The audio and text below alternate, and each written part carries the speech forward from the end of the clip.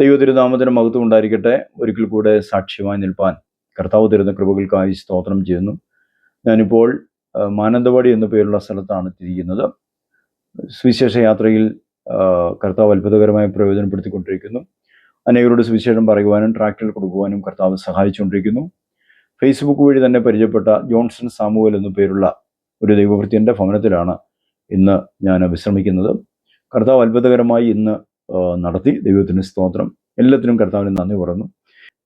ഇന്ന് നിങ്ങളുമായി പങ്കിടുവാൻ ആഗ്രഹിക്കുന്നത് 500 രൂപയുമായിട്ട് ഉത്തർപ്രദേശിലേക്ക് പോയ, വാരണാസിയിലേക്ക് പോയ ഒരു അനുഭവമാണ് ഇന്ന് നിങ്ങളുമായി പങ്കിടുവാൻ കർത്താവിൽ ഞാൻ ആഗ്രഹിക്കുന്നത്. അന്നൊരു ശനിയാഴ്ചയായിരുന്നു. അന്ന് രാവിലെ ഒരു ദേവദാസൻ എൻ്റെ വീട്ടിൽ വന്ന് അദ്ദേഹം പ്രാർത്ഥിച്ച് ഇറങ്ങുന്ന നേരത്ത് ഒരു 500 രൂപ എൻ്റെ തരിക.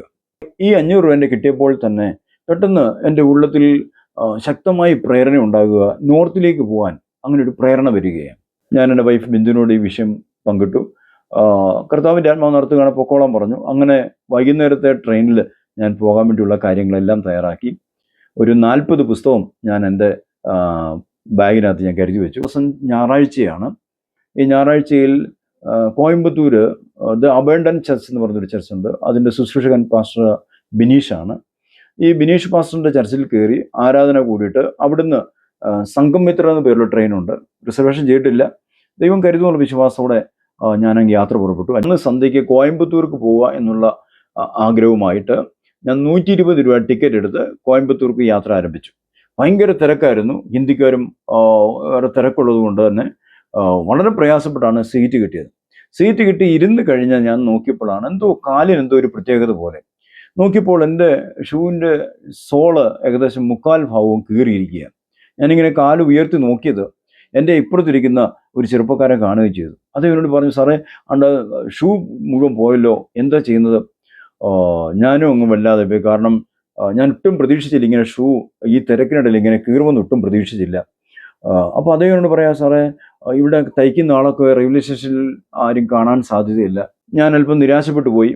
ഞാൻ പെട്ടെന്ന് ചിന്തിച്ചു, കോട്ടയത്ത് എത്തുമ്പോൾ ഇറങ്ങി തിരിച്ച് വീട്ടിലോട്ട് പോയാൽ എന്താ എന്നൊരു ചിന്ത മനസ്സിൽ വന്നു. അങ്ങനെ കോട്ടയത്ത് ഇറങ്ങാൻ വേണ്ടി ആഗ്രഹിച്ചിരുന്നു. ഞാൻ സത്യത്തിൽ ഉറങ്ങിപ്പോയി. ഈ ഷൂ കീറിപ്പോയെന്ന് ബന്ധമായിട്ട് ഒരിക്കലും ഉറങ്ങാൻ സാധ്യതയില്ല. പക്ഷേ ഞാൻ ഉറങ്ങിപ്പോയി.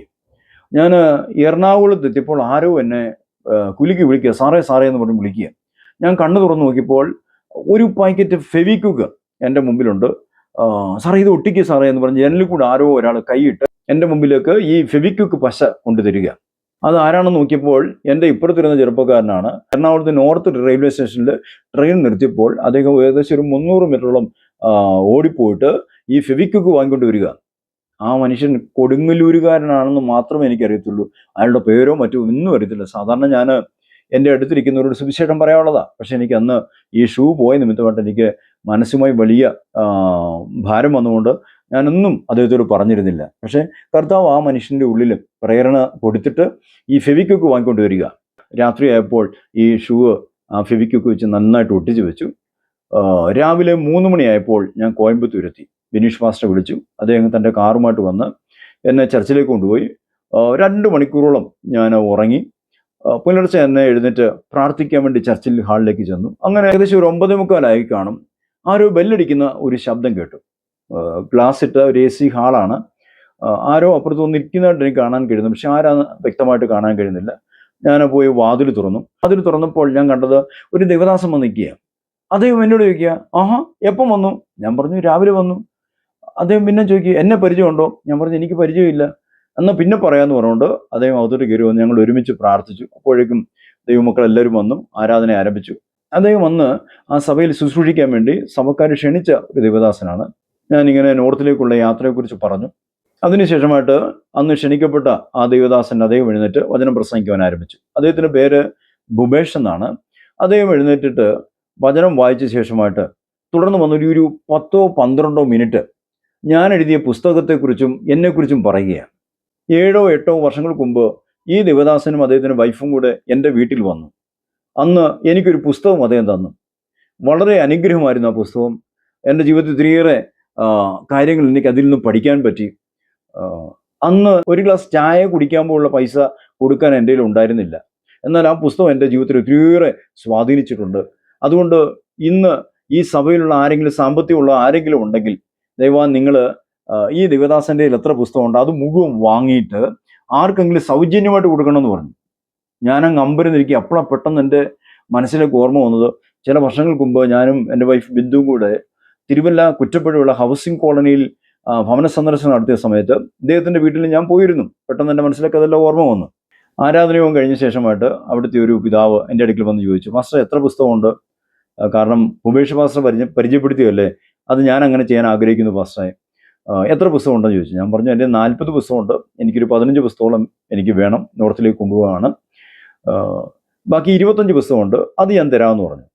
ഉടനെ അദ്ദേഹം എത്ര രൂപ വിലയാണ്? ഞാൻ പറഞ്ഞു 150 വില ഇട്ടേക്കുന്നത്, അത്ര വേണ്ട, 100 രൂപ വെച്ച് മതി, കാരണം ഇത്രയും പുസ്തകം ഒരുമിച്ച് പോകുമ്പോൾ അത്രയും മതിയെന്ന് പറഞ്ഞുകൊണ്ട് ഞാൻ പറഞ്ഞപ്പോൾ അദ്ദേഹം പറയണം, ഇല്ല വേണ്ട വേണ്ട വേണ്ട, അങ്ങനെ പറയാൻ പാടില്ല, മാസ്റ്റർ പരിചയപ്പെടുത്തിയല്ലേ, അതുകൊണ്ട് തീർച്ചയായിട്ടും ഞാനൊരു വില തരാൻ ഉദ്ദേശിക്കുന്നുണ്ടെന്ന് പറഞ്ഞുകൊണ്ട് അദ്ദേഹം 25 പുസ്തകം എന്നോട് എടുക്കുക. അദ്ദേഹത്തിൻ്റെ വകയായിട്ടൊരു ചെറിയ ഗിഫ്റ്റും എനിക്ക് തന്നു. ഞാൻ 500 രൂപയായിട്ട് വീട്ടിൽ നിന്ന് ഇറങ്ങിയിട്ട് 24 മണിക്കൂർ തികഞ്ഞില്ല, അതിനു മുമ്പ് ദൈവം അത് 10 ഇരട്ടിയായിട്ട് വർദ്ധിപ്പിച്ചു. നമുക്ക് വേണ്ടി കരുതുന്ന ഒരു ദൈവം ജീവിക്കുന്നു.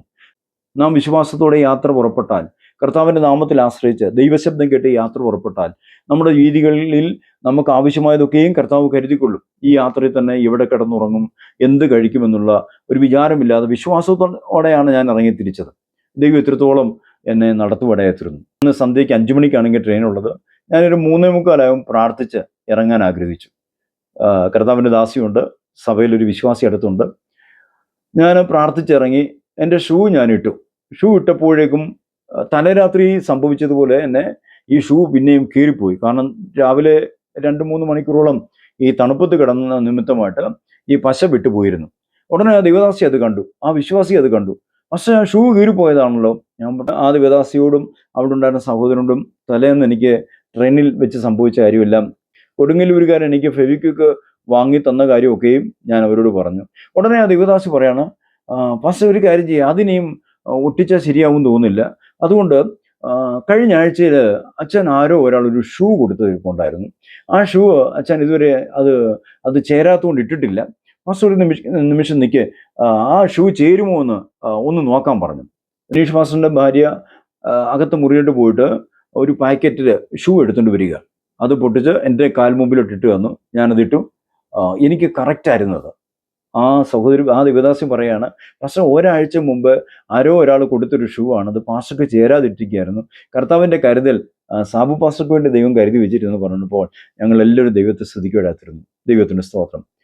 എൻ്റെ ഷൂ കീറിപ്പോയപ്പോൾ ഷൂ കർത്താവ് ഒരാഴ്ച മുമ്പ് തന്നെ ദൈവം കരുതി വെച്ചു. എൻ്റെ യാത്രയ്ക്ക് ആവശ്യമായ പൈസ കർത്താവ് കരുതി. അതുമാത്രമല്ല, പോകാൻ നേരത്ത് അവിടെയുള്ള ഒരു പിതാവ് എനിക്ക് വേണ്ടി സംഗമിത്ര എക്സ്പ്രസ്സിൽ ടിക്കറ്റും ഓക്കെ ആക്കി തന്നു. ദൈവത്തിന് സ്തോത്രം. അങ്ങനെ സന്തോഷത്തോടെ കർത്താവിൻ്റെ നാമത്തെ ഉയർത്തിക്കൊണ്ട് ഞാൻ അവിടുന്ന് സന്തോഷത്തോടെ യാത്ര പറഞ്ഞിറങ്ങി. ദൈവമക്കളെ, നമുക്ക് വേണ്ടി കരുതുന്നൊരു ദൈവം ജീവിക്കുന്നു. കരീത് തോട്ടിലെ വെള്ളം വറ്റിയപ്പോൾ ഏലിയാവിനെ സാരാഫാത്തിലേക്ക് അയച്ചു. ആ സാരാഫാത്തിൽ ദൈവം അത്ഭുതം ചെയ്ത പോലെ ഇന്നും നമ്മുടെ ജീവിതയാത്രയിൽ നമുക്ക് വേണ്ടി അത്ഭുതങ്ങൾ ചെയ്യുവാൻ കർത്താവ് മതിയായ ദൈവമാണ്. അതുകൊണ്ട് ചെറിയ ചെറിയ ഏതെങ്കിലും ഭാരങ്ങളോ പ്രയാസങ്ങളോ വരുമ്പോൾ നമ്മൾ പിന്തിരിഞ്ഞു പോകരുത്. ദൈവത്തിൻ്റെ കരുതൽ, നമ്മൾ മുമ്പോട്ട് പോയെങ്കിൽ മാത്രമേ ദൈവത്തിൻ്റെ കരുതൽ നമുക്ക് അനുഭവിച്ചറിയാൻ കഴിയത്തുള്ളൂ. ദൈവശബ്ദം കേട്ടിറങ്ങുക. തിരുവെടുത്ത് പറഞ്ഞു, എൻ്റെ ആടുകൾ എൻ്റെ ശബ്ദം കേൾക്കുന്നു. കർത്താവിൻ്റെ കാഹളം തുണിക്കുവാൻ സമയം ഏറ്റവും അടുത്തിരിക്കുന്ന ഈ കാലഘട്ടത്തിൽ നമുക്ക് ദൈവരാജ്യത്തിനോട് ഓടാൻ കർത്താവ് നമ്മളെ ഓരോരുത്തരെയും ശക്തീകരിക്കട്ടെ. ദൈവത്തിൻ്റെ മഹത്വം കൊണ്ട് നമ്മുടെ ദേശം അനുഗ്രഹിക്കപ്പെട്ടു വരട്ടെ. God bless you.